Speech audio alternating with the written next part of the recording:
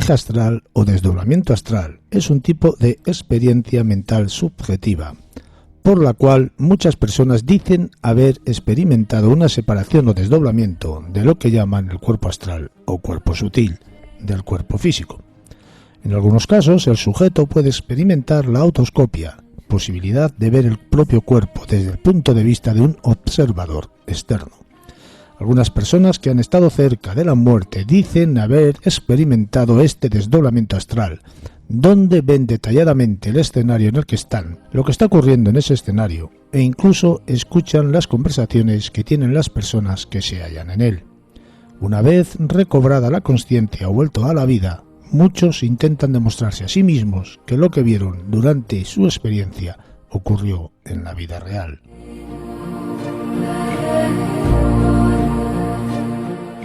Muy buenas noches, José Carlos Aranda, bienvenido. Muy buenas noches, Juan Carlos, bien hallado. ¿Cómo estamos? Te noto un poquitín fastidiado de salud. Pues no sé si es alergia con esto de la primavera o es un resfriado, pero sí, estoy congestionado, sí.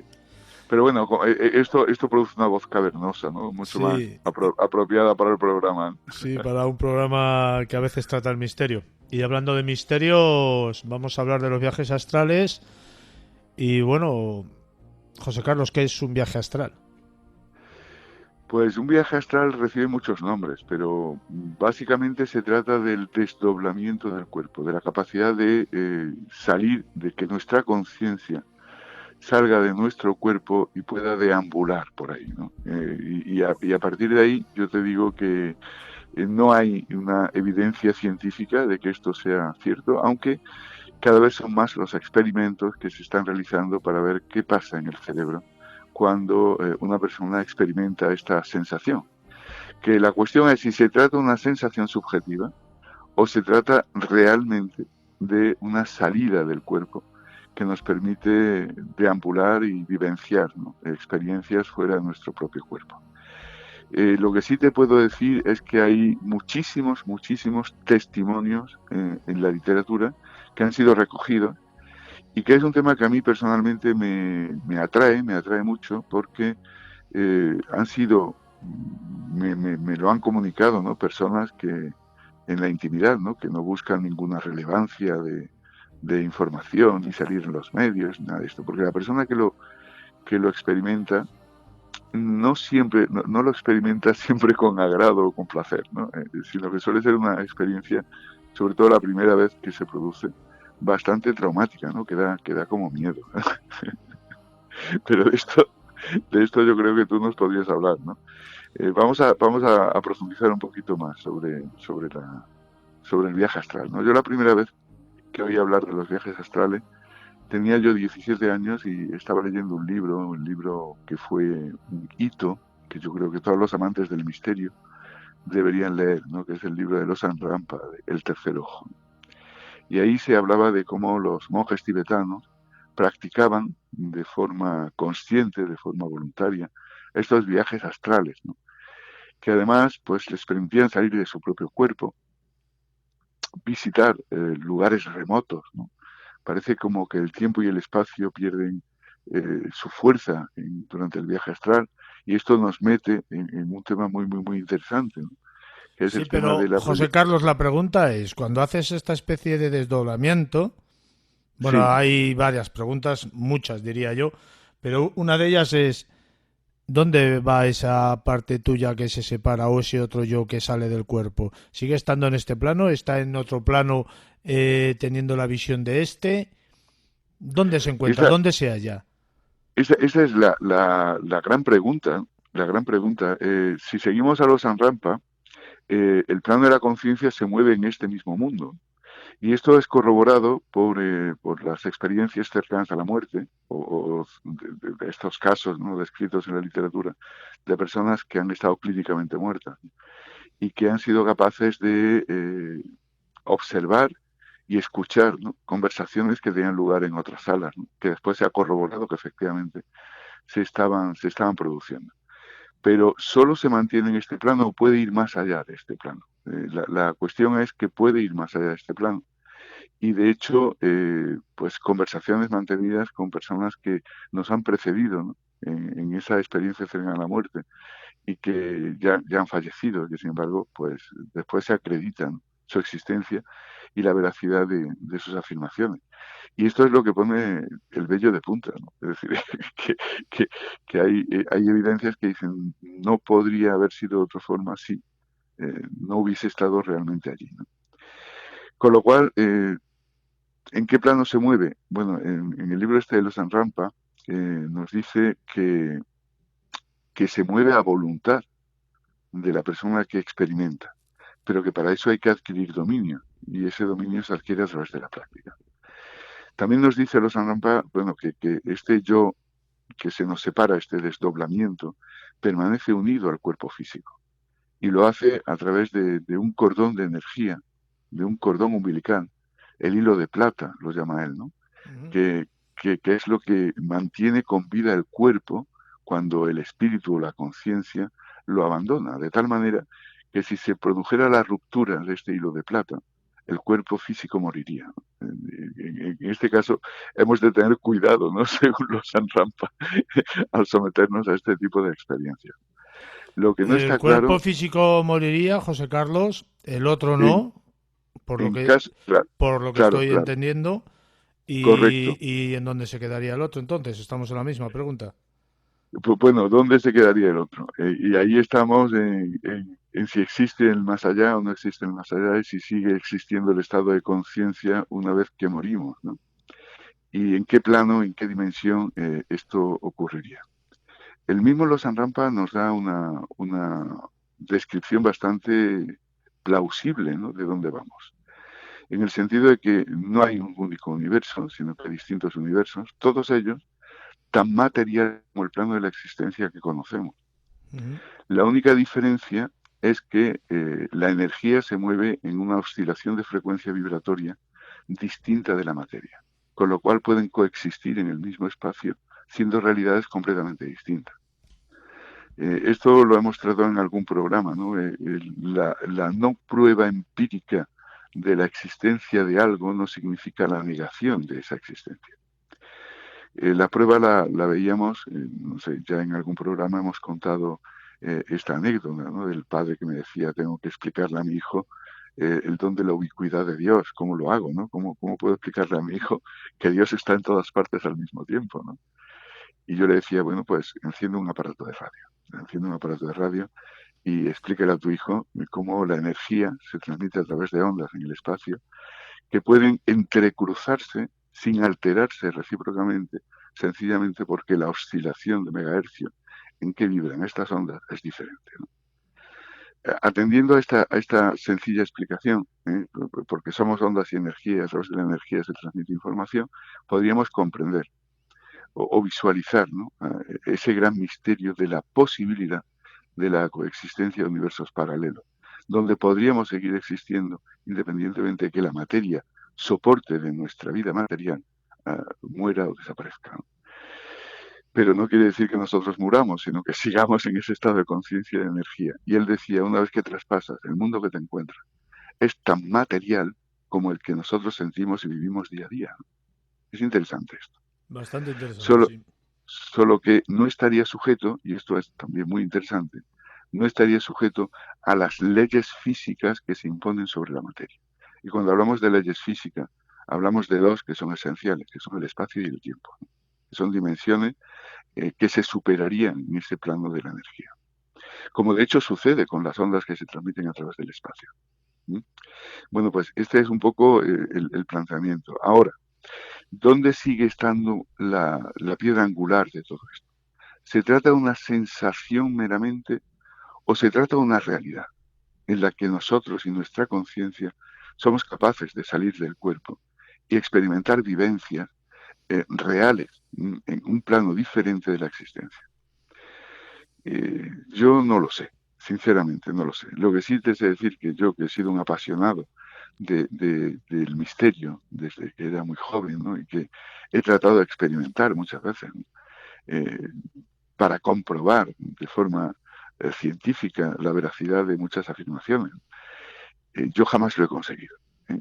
También Lozano parecía que existen personas con una mayor predisposición que otras para conseguir ese estado, un Ujú. estado en el que cuerpo y mente se disocian y que se produce en estados puede producirse de forma consciente. Ellos de hecho lo hacían mediante una técnica de privación sensorial. Decía que cuando los monjes tenían muchas dificultades para alcanzar este nivel, lo que hacían era encerrarlos en una cueva, tapiarles la cueva y someterlos a ese estado de meditación y privación sensorial que facilitaba el desdoblamiento. Pero que para eso había algunos que tenían que tirarse años encerrados en una cueva. Bueno, pues curiosamente esta técnica que describe Losam Rampaka es lo que a mí más miedo me da, porque este libro lo leí yo con 17 años. Ujú. Y resulta que las experiencias científicas que se han realizado para inducir estos estados de conciencia, una de ellas, una de las técnicas, va precisamente por el, por el camino que marcaba los Sanrampas, ¿no? Que es la privación sensorial a través de los tanques de flotación, que habrás oído hablar de ellos, ¿no? Ujú. Los tanques de flotación en que te sumerges para evitar, bueno, hay una película de Marvel, ¿no? Que trata de un superhéroe que es Dan Derville, el Dan Defensor, se tradujo aquí en España, ¿no? Que tenía esa hipersensibilidad y esa capacidad de captar todos los sonidos de su entorno y que para poder dormir tenía que encerrarse precisamente en un tanque de flotación que le permitiera aislarse del ruido circundante. Bueno, pues esto es una de las técnicas que se utilizan para inducir esos estados. Pero también se puede utilizar. Yo tengo una teoría sobre esto que has dicho de que no todo el mundo hace viajes astrales. Adelante. Yo creo, vamos, una teoría. Yo creo que todo el mundo ha hecho viajes astrales alguna vez en su vida. Otra cosa es que sea consciente o que sea consciente de ello, quiero decir. Y es más, mucha gente se piensa que ha estado soñando. Yo con gente que he hablado, te describe un sueño lúcido, que lo llamaban ellos, y es una experiencia realmente para mí que se asemeja mucho a un viaje astral. La sensación que se tiene en un viaje astral, tú que sabes de personas que tienes cercanas que lo han vivido, ¿cómo se podría describir esa persona que se desdobla y se ve a sí misma tumbada? Bueno, yo la experiencia más cercana, tengo dos experiencias muy cercanas, y se producen de forma inconsciente, es decir, no está buscado, no es deseado, y se produce por un shock, ¿no? Podríamos decir por una bajada, ¿no? Del nivel de conciencia. En este caso se produjo por una extracción de sangre. Una persona que pesaba menos de 50 kilos, en un caso de necesidad, acudimos voluntariamente al hospital a donar sangre y como el grupo sanguíneo era muy necesario, porque es un cero negativo, un donante universal, ¿no? Ujú. A pesar de tener una cierta dosis de anemia que contraviene la extracción de sangre, ¿no? Y de estar por debajo del peso indicado, pues le extrajeron medio litro de sangre. En ese momento de la extracción de medio litro de sangre, ella tuvo un estado de semi-inconsciencia, de pérdida de conciencia, en la que se vio salir de sí misma, flotar sobre su propio cuerpo y observar desde fuera todo lo que estaba sucediendo a su alrededor. En este momento ella entró en pánico, ¿no? Y retornó inmediatamente a su cuerpo. No ha vuelto a experimentar nada parecido en toda su vida, ¿no? Pero en este caso en concreto le impactó tremendamente, ¿no? Porque la persona que lo experimenta y que no está habituada o digamos no está familiarizada con que estos fenómenos puedan producirse, realmente pasa miedo, ¿no? Dice, ¿dónde me Claro, voy, no? es que ¿Dónde tú estoy yo? imagínate en una situación similar que de repente te veas ahí tumbado, inerte, y lo primero que se me ocurre a mí que puedes pensar es que estás muerto. Claro, claro, esto es lo primero y esta es la sensación de miedo y pánico que te asaltan. Pues Ya. hay que estar muy tranquilos y disfrutar de la experiencia. Yo desde luego me encantaría experimentarla alguna vez La en habrás primera persona. experimentado. Yo creo que es que todo el mundo lo ha tenido alguna vez, lo que pasa que no es consciente de ello. Esto es como los sueños. Todo el mundo Yo, sueña y casi nadie se acuerda. yo estoy totalmente de acuerdo contigo. De hecho, muchos sueños, yo creo que en el estado onírico, el sueño, en algunas fases del sueño, la conciencia puede evadirse de la carcasa material y deambular. Yo creo que sí. Y ahí engarzamos con algo que ya hablamos, ¿no? Que es el doble cuántico que nos daba Jean-Pierre Garnier, ¿no? Ujú. Ese doble cuántico Que hemos hablado que ya. del que ya hemos hablado, y que cuando él nos decía, bueno, en qué instante estamos en mayor comunicación con este doble cuántico, y coincide con la experiencia del viaje astral, en que son esos estados de semi-inconsciencia que anticipan el sueño, ese momento en el que estás relajado en cuanto al cuerpo, pero tu mente aún sigue despierta en un estado de semi-relajación inconsciente. Y en ese momento es cuando se puede producir el fenómeno, cuando mayor grado de comunicación existe entre ese yo cuántico y el yo consciente material. Y otra pregunta, Bueno, antes de continuar, ¿puedes llegar a despertarte en el cuerpo físico mientras estás en el otro lado? si te despiertas en el cuerpo físico es porque has retornado al cuerpo físico. No te puedes Y esto, despertar mientras estás fuera. no, Una, no. una especie, no sé, por poner un ejemplo, como si fuera una parálisis del sueño, ¿no? Efectivamente, de hecho está muy asociado a la parálisis del sueño, y se induce uno de los mecanismos, porque existen mecanismos que se están trabajando para poder producir de forma artificial ese desdoblamiento. Y uno de ellos es precisamente a través de la parálisis del sueño, que como ya explicamos en su momento, era pues un mecanismo, ¿no?, que tiene el cerebro para garantizar la supervivencia durante las distintas fases del sueño, que es desconectar la movilidad corporal para evitar que los movimientos que visualizamos en nuestro cerebro se traduzcan en movimientos corporales, ¿no? Esto es un mecanismo de defensa antiquísimo, ¿no? De cuando los hombres dormíamos en las ramas de los árboles, ¿no? Tú imagínate que, yo no sé si tú has estado con una persona que se mueva mientras duerme, yo sí, que a veces se producen movimientos espasmódicos que dices, bueno, ¿por qué está moviendo los pies? Es que está soñando que está corriendo, ¿no? Pues ahí está, hay algo que está fallando, ¿no? Porque es la desconexión necesaria entre la mente y el cuerpo. Está claro que lo que imaginamos activa en nuestro cerebro las mismas regiones corticales que se producen durante la experiencia. Con lo cual, si soñamos que estamos corriendo, activamos los músculos de las piernas. Pero claro, si esto está subido en la rama de un árbol para dormir y evitar los depredadores, puede producir que te caigas, ¿no? Con lo cual, la naturaleza, que es muy sabia, lo que hace es desconectar la movilidad corporal durante el sueño. Bueno, pues ahí es donde tenemos esta interacción de la parálisis del sueño, que tiene mucho que ver con esta técnica del desdoblamiento, que es mente despierta, cuerpo dormido, ¿eh? Bueno, pues ahí es donde, donde estaríamos. Si en lugar de asustarnos durante una parálisis del sueño, tratáramos de explorar la experiencia, quizás tendríamos la puerta abierta a esa experimentación. No lo sé, sinceramente, porque yo tampoco me he vivido en una situación de parálisis del sueño, cosa que en fin, yo debo ser muy material y estar muy apegado a lo que es mi cuerpo. Lo que sí te digo que se están realizando experimentos en los que se busca ese viaje astral a través de inducción mecánica y a través de inducción química.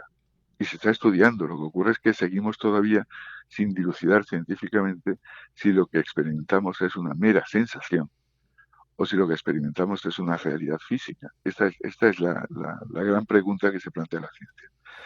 Yo insisto en que los testimonios que hay, algunos son Ujú. tan apabullantes Claro, que no, que es no, que ahí está. La gente que ha tenido este tipo de sensaciones, por denominarlo así, como tú acabas de decir, asegura que es otra historia, que no tiene nada que ver con un sueño, ni una parálisis del sueño, ni es una sensación tremendamente distinta. Y también he conocido gente, voy a hablar de mí ahora en particular, he conocido gente que provoca estos sueños de una manera natural. O sea, estos sueños, estos desdoblamientos, perdón, de una forma natural, de un modo to totalmente, no sé, como si fuera intrínseco con su persona. correcto.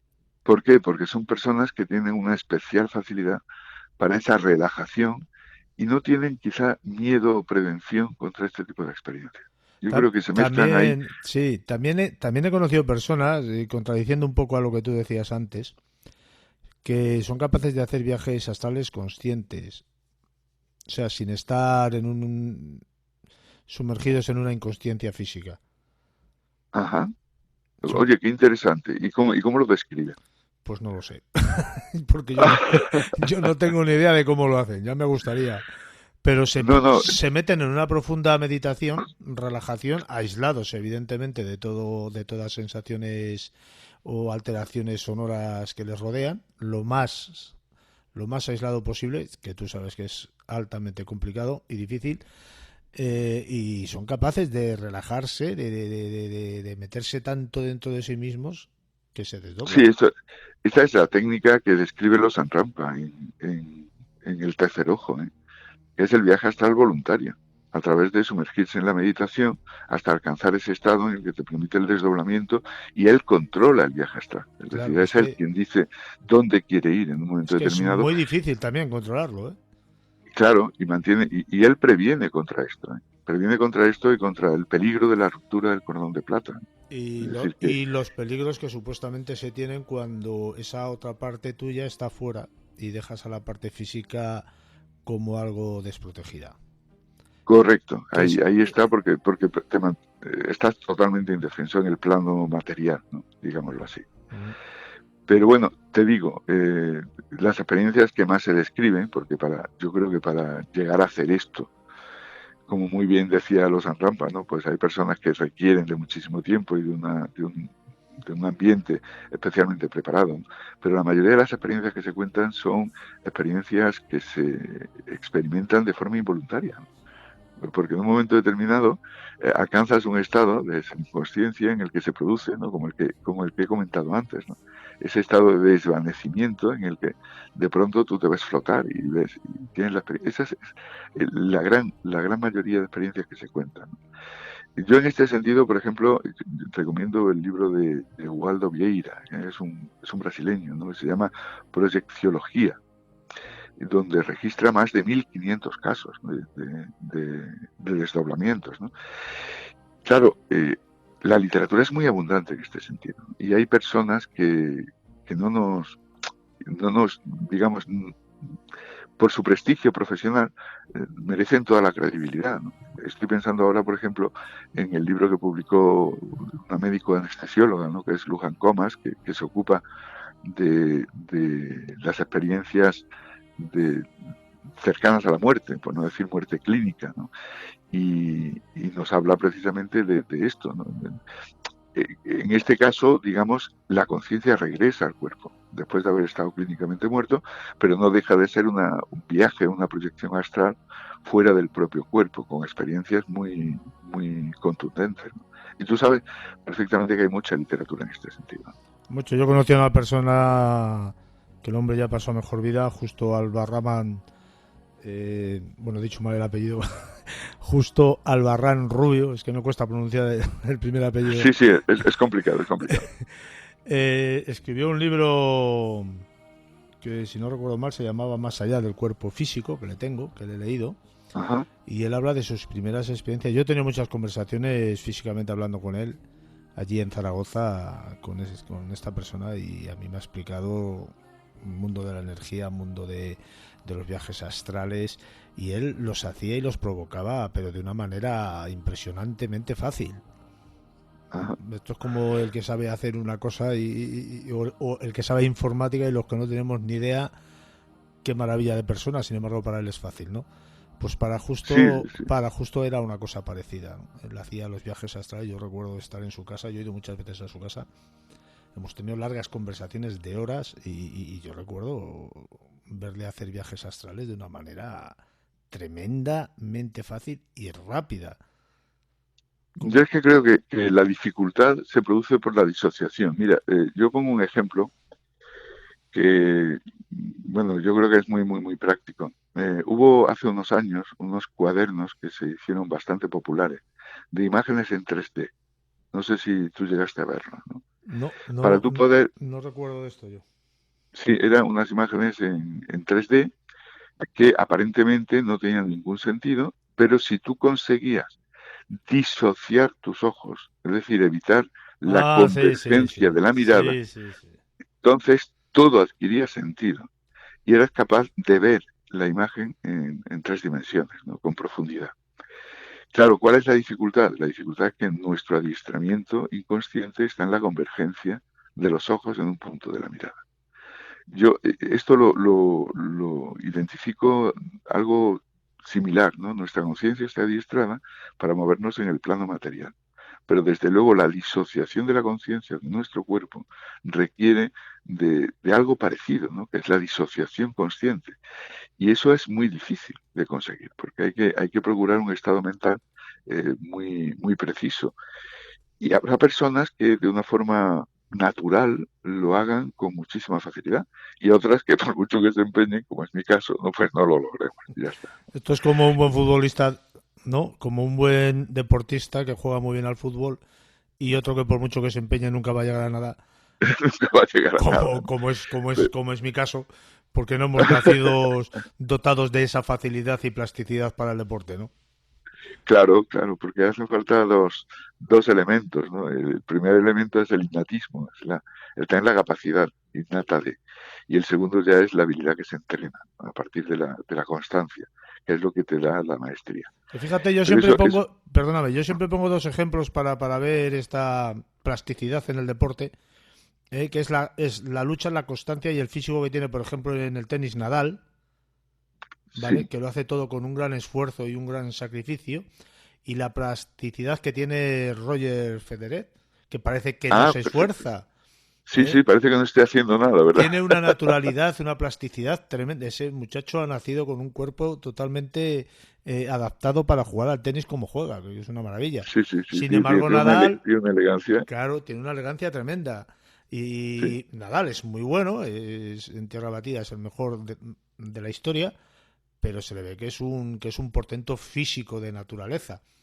sí, sí, sí, sí, No tiene totalmente. la misma plasticidad. Yo siempre pongo este ejemplo, o sea, que a pesar de que no hayas nacido con esas determinadas condiciones, puedes llegar de otro modo a realizar las mismas funciones que la otra persona.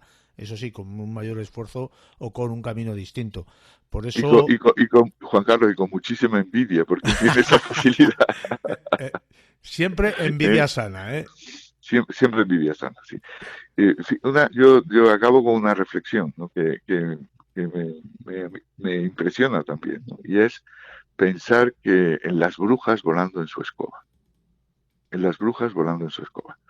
Yo muchas veces, tú sabes que uno de los procedimientos que se están analizando y estudiando ahora mismo para inducir este viaje astral es mediante la inducción química. Y uno de los procedimientos de la inducción química es la ingesta de alucinógenos como la retamina, ¿no? O la feniciclina. Y tú sabes que en los aquelarres, las brujas, hacían ingesta de unas setas alucinógenas. Ujú. ¿Es posible que esto facilitara estos viajes astrales? ¿Es Pues, posible que pues realmente pudiera ser, estemos ¿eh? hablando? ¿Eh? Pudiera ser porque hay chamanes y bueno, hay mucha más historia por ahí que utilizan sustancias aditivas, Sí, sí, sí. sustancias alternativas, como yo las denomino, para entrar en determinados trances que luego no sabemos si realmente han entrado o son frutos de una paranoia producida por el elemento que han ingerido. Que esta es Se otra incluye, película. sí, se incluyen en algunos ritos iniciáticos en tribus, ¿no? Donde Ujú. hay algunas películas al respecto también que son muy interesantes y que, bueno, pues simplemente plantear ahí la interrogación de que, oye, que igual no todo es fantasía y que puede existir un fondo de verdad, ¿no? Y que yo estoy seguro de que existe y todos aquellos que tengan la capacidad de o la posibilidad de intentar realizar un viaje astral que lo hagan porque es una experiencia enriquecedora. Yo te lo digo porque yo lo he hecho una vez y puedes llegar a conseguirlo. O sea, no es algo si, como digo siempre, si lo he hecho yo lo puede hacer cualquiera. Bueno, sí, no te consideres cualquiera, porque aquí tienes a alguien que no es cualquiera. Porque a lo mejor el camino que has tomado no es el correcto. Dentro de los diversos Bueno, caminos que la vida tiene, pues siempre hay unos que se cruzan y otros que se separan. La vida es oye, así, es mira, un mira, trajín. un momento, mira, me está hablando mi yo cuántico, ¿eh? Sí. Me dice que he tomado el camino correcto para mí.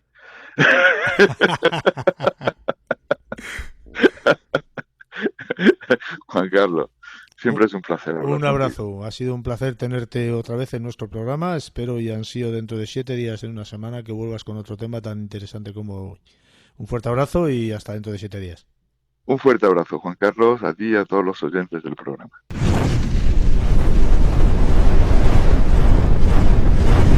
Mundo.